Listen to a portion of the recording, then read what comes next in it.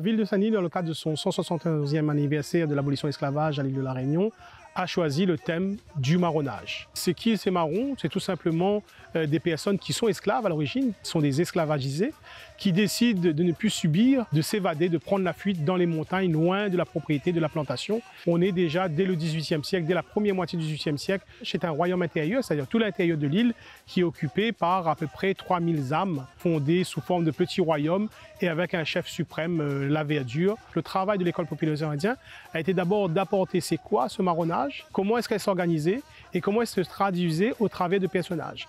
À partir de là, les associations ont construit chacun un tableau.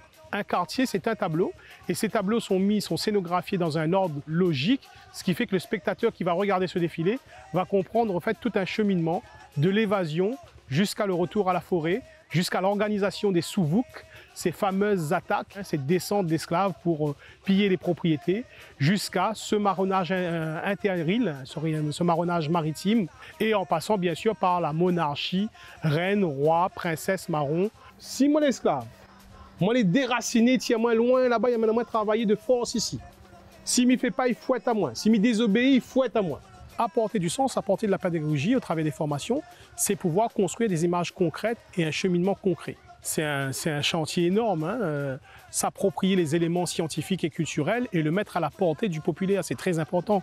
Et ça, là-dessus, on peut applaudir la ville de Saint-Denis qui est dans cette démarche. Du coup, ça fait grandir pas seulement des enfants, mais aussi des parents, des individus de tout âge, et ça ouvre des portes dans les consciences vers l'émancipation.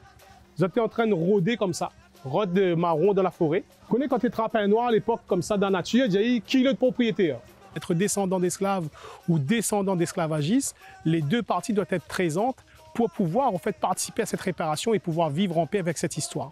Je trouve ça magnifique. Sur beaucoup de quartiers, après la formation, les gens me disent, hein, ils sont bouleversés. Ça chamboule tout leur regard sur le monde, sur leur parcours de vie, sur le parcours de vie de leurs aînés, de leurs ancêtres. Ça apporte une fierté, ça apporte surtout de l'humanité à nos ancêtres qui ont été esclavagisés.